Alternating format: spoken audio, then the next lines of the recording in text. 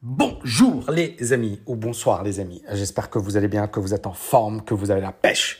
Bon, je ne sais pas si vous me suivez depuis longtemps, mais pour ceux qui me suivent sur le canal Telegram, d'ailleurs je vous invite à vous abonner à ce canal Telegram, il y a plus de 350 audios, et ce sont des podcasts que j'ai créés sur ce canal. Ce sont des audios qui sont extrêmement puissants, qui parlent de tous les domaines, qui parlent de la bourse, du mindset, du développement personnel bien évidemment, de la productivité, du business, du trading, ça aborde vraiment pas mal de domaines. Et ici, c'est mon premier podcast. Et je voulais, dans ce premier podcast, aborder un thème, très rapidement, aborder un thème qui est finalement pourquoi beaucoup de gens se font tondre sur les marchés financiers. Pourquoi beaucoup de gens perdent sur les marchés financiers. Quelle est l'erreur principale que commettent énormément de personnes sur les marchés financiers? Et je vais vous dire, l'erreur principale pour moi, c'est finalement d'être borné et fermé sur une seule idée. Je pense que ça a tué énormément d'investisseurs et de traders en herbe. Pourquoi? Parce que finalement, on est dominé par les biais cognitifs, c'est-à-dire j'ai une position ou je crois dans une position et rien ne doit aller contre cette position. Et donc à partir de là, je vais défendre, quoi qu'il en coûte, cette position. Et ça, c'est une erreur. Et c'est une erreur qui est dangereuse. Et la seule manière de l'éviter, c'est de raisonner en tant que stratège. Pas en tant que, j'ai la vérité, je sais ce qui va se passer, mais en tant que stratège. Et l'un des mecs qui m'a le plus inspiré en ce domaine, c'est Bruce Kovner. Bruce Kovner, c'est un grand gérant sur les devises. C'est quelqu'un qui, je ne sais pas si vous le saviez, mais qui avait écrit sa thèse à Harvard et il n'a pas réussi à finir sa thèse. Il a eu le syndrome de la page blanche.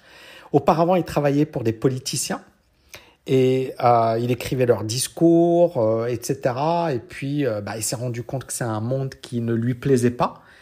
Et puis, comme il fallait bien payer ses factures, ce mec-là, il s'est mis à faire taxi. Il est devenu chauffeur de taxi. Et donc, pendant plusieurs années, le mec, chauffeur de taxi, et en même temps, il apprenait sur les marchés. Donc, il commençait à lire des bouquins, il a commencé à se renseigner, il a commencé à voir les choses, etc., à travailler l'analyse fondamentale, à travailler la notion de prix, à travailler également l'analyse technique. Et puis, il a rejoint l'équipe à l'époque de Commodities Corp. C'était une fabrique de champions du trading. On avait des traders de légende dans cette équipe. Et il a rejoint cette fabrique de traders de légende. À l'époque, il était, je pense, chapeauté par Ed Seykota. Et Bruce Kovner s'est révélé être un excellent trader. Mais ça s'est pas fait du jour au lendemain. Mais en fait, le gars, il a dit, OK, mon raisonnement, c'est quoi?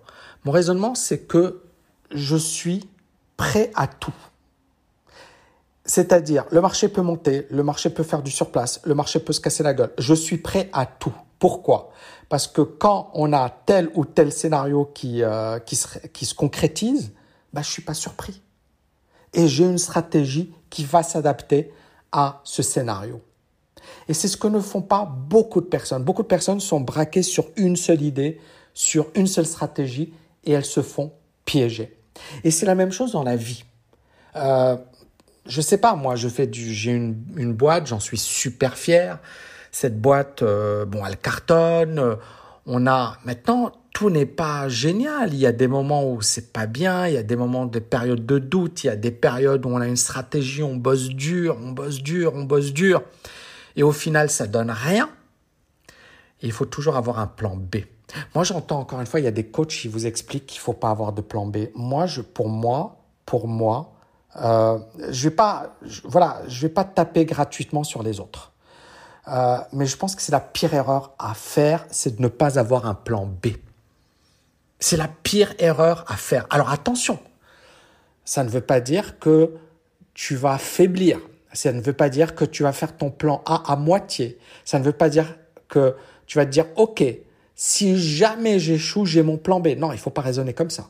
C'est, je me mets à fond sur le plan A, mais si jamais ça se passe mal, j'ai mon plan B. Mais le plan A, il faut être à fond. Il faut être à 1000% sur le plan A. Quand par exemple, moi, je mène un projet, je suis à 1000% sur ce projet. Ça ne veut pas dire qu'il va réussir. Et j'ai des projets qui ont échoué. Mais après, si tu échoues, la pire des choses que tu fasses, c'est que tu puisses faire, c'est de ne rien faire. C'est de rester immobile et c'est de rester paralysé, se dire « Merde, j'ai raté le projet ». Non, c'est de se dire « Ok, c'est quoi la prochaine étape ? J'ai raté là ? J'ai pas été bon ? C'est quoi la prochaine étape ? Qu'est-ce que je vais faire après pour tout exploser ?» Et donc, vous comprenez que le raisonnement d'un joueur d'échecs, d'un spéculateur, d'un trader, d'un investisseur, d'un businessman ou même d'un étudiant, parce que par exemple, je sais pas moi, tu prépares les classes prépa et tu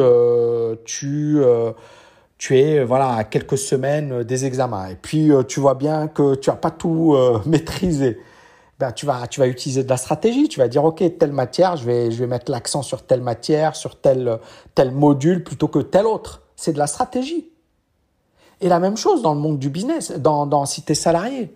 On va te proposer des postes, etc. Tu vas dire oui, tu vas dire non. C'est de la stratégie également. Ou tu vas t'allier à des personnes et tu ne vas pas t'allier à d'autres personnes. C'est de la stratégie également.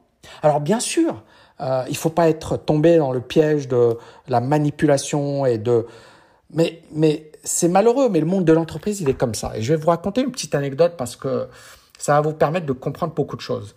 Moi, je me souviens, je travaillais à Paris dans un cabinet assez connu.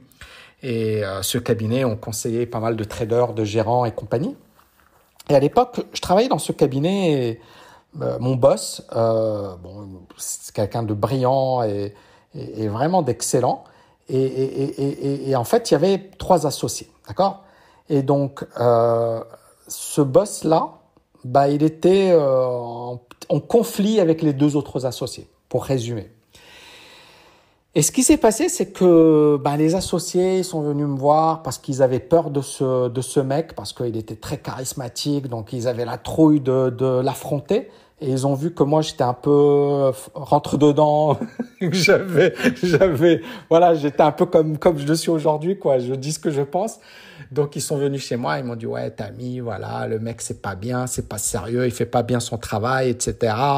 Blablabli, blablabla. Il faut, genre, que tu lui rentres dedans, quoi. OK, très bien. Et puis, moi, je me suis rendu compte que, en fait, ça faisait de moi le pire enfoiré de la planète. C'est-à-dire, en fait, les gars, ils n'ont pas osé lui dire directement et ils passent par moi pour me demander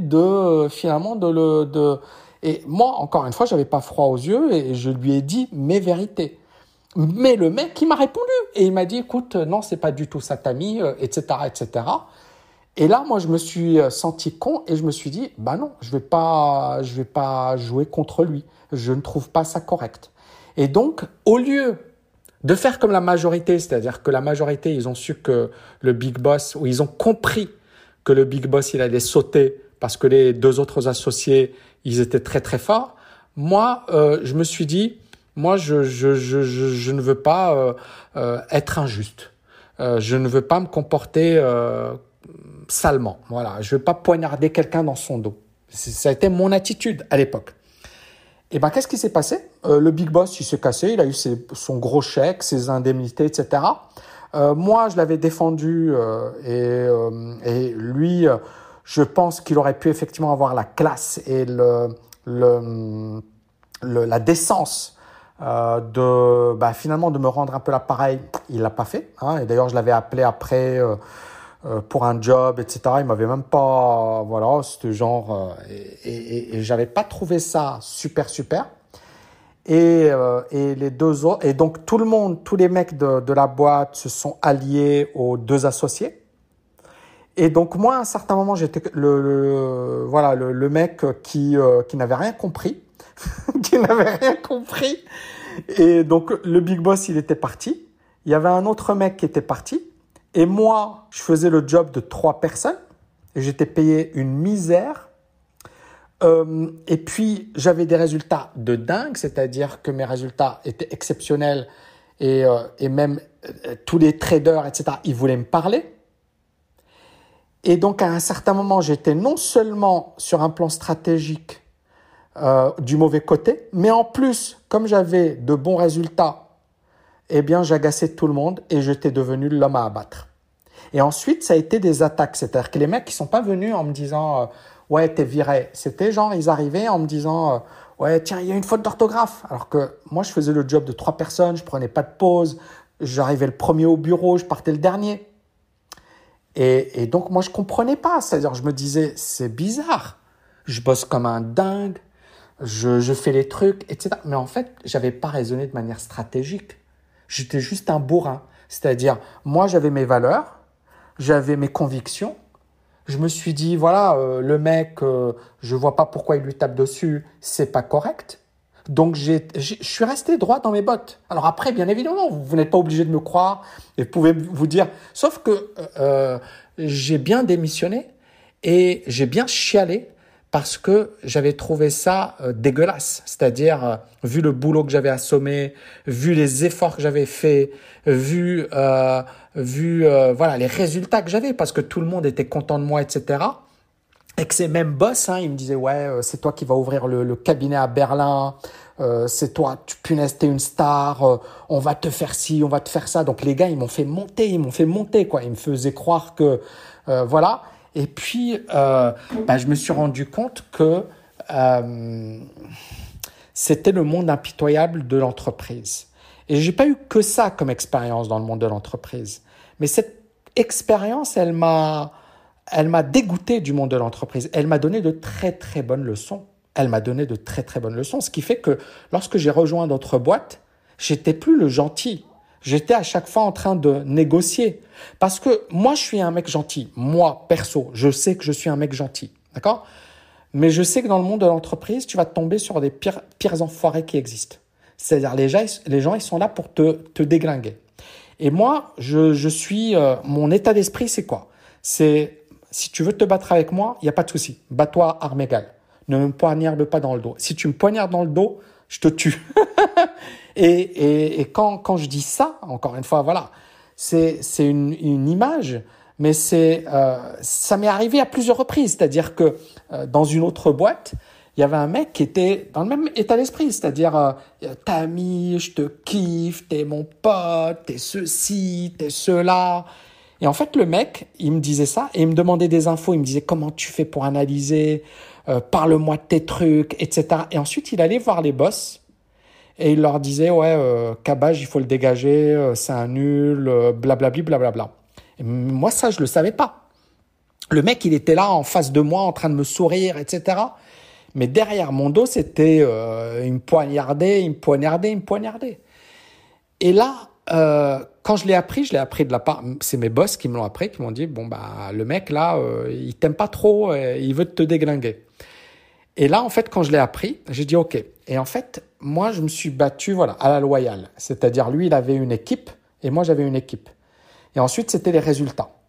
Et lui, il avait une équipe, genre il avait 5 personnes, il avait une personne diplômée d'HEC, un mec diplômé de l'ESSEC, une nana diplômée du master en finance à Dauphine, une autre de la Sorbonne. Bref, il avait du lourd dans son équipe.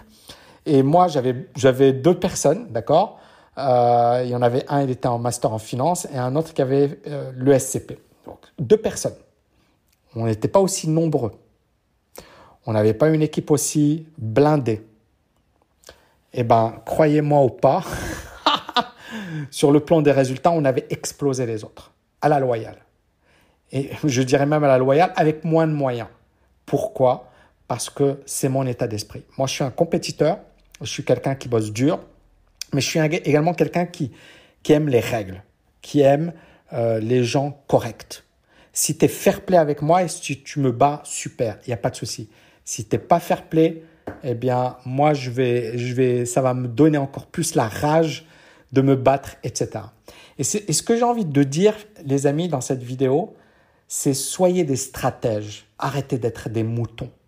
Les marchés financiers, je pense que l'erreur principale de beaucoup de personnes, c'est de raisonner en mouton. Il y a quelqu'un qui dit ça.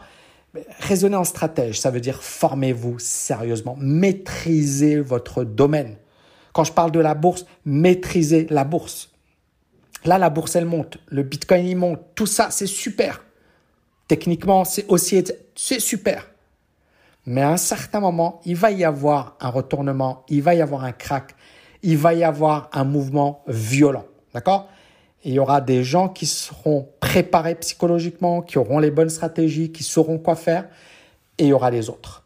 Et les autres seront généralement la majorité. Je vous ai déjà parlé de cet exemple qui pour moi est flagrant. Le fonds de Peter Lynch, le fonds Magellan de Peter Lynch. Pendant 11 ans, 12 ans, ce fonds a réalisé une performance moyenne annuelle de 29%. Ça veut dire que ce fonds était juste exceptionnel. Donc, un fonds, généralement, c'est un gérant, il va gérer de l'argent et on a des investisseurs qui vont acheter des parts du fonds et qui vont investir dans ce fonds. D'accord ? Donc, jusque-là, c'est assez simple. Et donc, Peter Lynch, c'est un gérant exceptionnel. Donc, normalement, les gens qui ont investi dans ce fonds auraient dû gagner de l'argent. 29% par an en moyenne. Eh bien, la réponse est, en moyenne, les gens qui investissaient dans ce fonds perdaient de l'argent. Pourquoi ? Parce qu'ils investissaient au pire moment et ils vendaient au pire moment. Et donc, c'est ça, quand beaucoup de gens voient un marché monter, ils se disent « tout le monde est en train de gagner de l'argent ». Non, une minorité est en train de gagner de l'argent. Et c'est comme dans la vraie vie. Une minorité va devenir millionnaire. Une minorité va gagner plus de 10 000. Voilà, j'ai vu les chiffres. 1% de gens en France, par exemple, gagnent plus de 9 000 euros. 1%. C'est pas 10%, c'est pas... Non, c'est 1%. Donc, ne me dites pas, ouais, t'as mis 10 000 euros, c'est rien. Oui, c'est 1% de gens qui gagnent plus de 10 000 euros. Et tu vas voir des gens sur le forum, ouais, je gagne 10 000 euros. Ok, très bien. Tu fais partie du top 1%. Si tu gagnes 10 000 euros, tu fais partie du top 1%. Bravo, tu as de quoi être fier. Mais ce qui est intéressant également dans cette étude de l'INSEE, c'est que on se rend compte que ce ne sont pas que les salaires. C'est beaucoup des revenus non liés au travail ou des revenus liés au patrimoine. Et que les gens qui gagnent plus de 10 000 euros, généralement, ce sont des rentiers. Beaucoup de rentiers ou beaucoup de professions libérales. C'est très, très intéressant. Donc, c'est 1% de gens qui gagnent plus de 9 000 euros en France, selon l'INSEE. Je vous ferai une vidéo sur le sujet. Bref, j'espère que vous avez kiffé ce premier podcast. Alors, juste pour la petite histoire, j'étais un peu malade ces derniers temps. J'ai vraiment morflé après la création du cours TKL Bourse Mastery. Alors, TKL Bourse Mastery, c'est un cours qui est juste énorme, dans lequel j'ai mis toutes mes tripes. Et c'est un cours qui permet véritablement de comprendre les marchés et finalement d'avoir des stratégies qui permettent de battre les meilleurs gérants de hedge funds au monde. Ça peut paraître... voilà, et c'est simple, c'est efficace. Il y a des chiffres, il y a des stats, il y a des travaux de recherche. C'est hyper méga solide. J'en suis hyper fier de cette formation. Sauf que cette formation, ça m'a demandé des mois et des mois de travail, de non-stop, d'être focus. Alors, je me réveillais tôt le matin, je dormais tard le soir, etc. Donc, ça a été des mois et des mois de travail non-stop. Et là, j'ai craqué, quoi. Début mars, j'étais fatigué, donc j'ai eu une première chute, puis je me suis reposé un peu. Et là, j'ai eu une deuxième chute. Là, j'étais KO, les amis. Mais voilà, mais c'est très, très bien. C'est-à-dire, moi, de toutes les manières, c'est comme ça. Hein, je suis un fou furieux de travail. Donc, personne ne va me changer. C'est comme ça, c'est ma nature. C'est pas... voilà, je sais qu'il y a parmi vous des gens qui vont me dire « Tammy, ménage-toi ». Et je suis d'accord avec vous. Et c'est vrai que je fais du sport. Et c'est vrai que moi, je suis assez fier de moi. C'est-à-dire, je suis régulier, je suis discipliné. Je fais pas n'importe quoi. Je fais pas des soirées de fou. Non, je suis carré. Je suis bien discipliné. Maintenant, voilà, c'est vrai que Bourse Mastery, ça m'a demandé des efforts monstrueux. Et là, j'ai ressenti la fatigue, les amis. J'ai ressenti la fatigue. Voilà, je vais bientôt également vous annoncer le programme TKL Elite. C'est un nouveau programme de la TKL et vous verrez, ça va être dingue, ça va être dingue. Voilà les amis, j'espère que vous avez kiffé ce premier podcast. Voilà, je vous dis à bientôt et n'oubliez pas de le partager, de le liker. Je vous dis à bientôt. Ciao, ciao, ciao.